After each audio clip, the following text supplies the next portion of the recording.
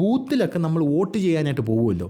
ഈ വോട്ട് ചെയ്യാനായിട്ട് ഞാൻ എൻ്റെ ബൂത്തിലോട്ട് പോവുകയാണ്. ഞാൻ എൻ്റെ ബൂത്തിലോട്ട് പോകുമ്പോൾ അവിടെ ഇരിക്കുന്ന CPM കാണും, BJP കാരും കാണും, കോൺഗ്രസ്സുകാരും കാണും. 3 ആൾക്കാരും അതിനകത്ത് കാണും. ഒരാൾ വീതം കാണും ഒരു പാർട്ടിയിൽ നിന്ന്. കയറി ചെല്ലുമ്പോൾ തന്നെ എന്നെ കാണുമ്പോൾ അവർക്കറിയാം, എടാ ഇത് നമ്മളെ വാർഡിലെ ചെറുക്കനാണ്. അങ്ങോട്ടും ഇങ്ങോട്ടും ചർച്ചകൾ വഴി അവൻ്റെ വോട്ട് BJPക്ക് അല്ലെങ്കിൽ അവൻ്റെ വോട്ട് CPMനാണ്, ഗാന്ധിക്ക് അവൻ കുത്തു എന്നൊക്കെ അങ്ങോട്ടും ഇങ്ങോട്ടുമൊക്കെ ചർച്ചകളൊക്കെ നടക്കും. അപ്പോൾ ഞാൻ അവിടെ വരുമ്പോൾ 3 ആൾക്കാർ നോട്ട് ചെയ്യുമോ, ഇവൻ നമ്മളെ മറ്റേ അണ്ണൻ്റെ മോൻ, ഇവൻ നല്ല പയ്യനാണ്, അല്ലെങ്കിൽ ചിലവന്മാർ പറയാം അഴുക്ക ചെറുക്കൻ തന്തേക്കാൾ മോശം എന്നൊക്കെ പറയുന്ന ആൾക്കാരുണ്ട്. അപ്പോൾ ഇങ്ങനെയൊക്കെ കൊണയടിച്ചുകൊണ്ട് അവിടെ കുറേ എണ്ണം ഇരിക്കണമായിരിക്കും അതിനകത്ത്.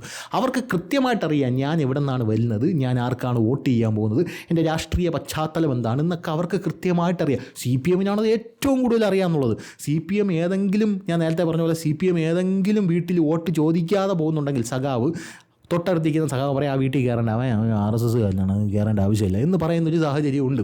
അപ്പോൾ ബൂത്ത് ഏജൻറ്റുമാരായിട്ടിരിക്കുന്ന ആൾക്കാർക്ക് കൃത്യമായിട്ടറിയാം ഒരാൾ വരുമ്പോൾ ആയവൻ മറ്റവൻ ധനുഷ് വോട്ട് ചെയ്തിട്ട് പോയവൻ. പിന്നെ ഞാൻ കയറി ചെന്നാൽ അപ്പുറത്തെ CPMും കോൺഗ്രസും പറയട്ടെ നീയല്ലേ ഇപ്പോൾ വോട്ട് ചെയ്തിട്ട് പോയത് എന്ന് പറഞ്ഞ് അങ്ങനെ എനിക്ക് വ്യാജ ഫോട്ടോ ഉപയോഗിച്ച് കയറി ചെല്ലാൻ പറ്റില്ല. അപ്പോൾ അത്രയ്ക്ക് ഗംഭീരമായിട്ടാണ് നമ്മുടെ ഈ സെറ്റപ്പിനെ സെറ്റ് ചെയ്ത് വെച്ചിരിക്കുന്നത്. അപ്പോൾ അതിനെയാണ് വന്നിങ്ങനെ നട്ടും ബോൾട്ട് വഴിച്ച് വെറും കൂറയാണെന്ന് പറയാൻ രാഹുൽ ഗാന്ധി ശ്രമിച്ചുകൊണ്ടിരിക്കുന്നത്.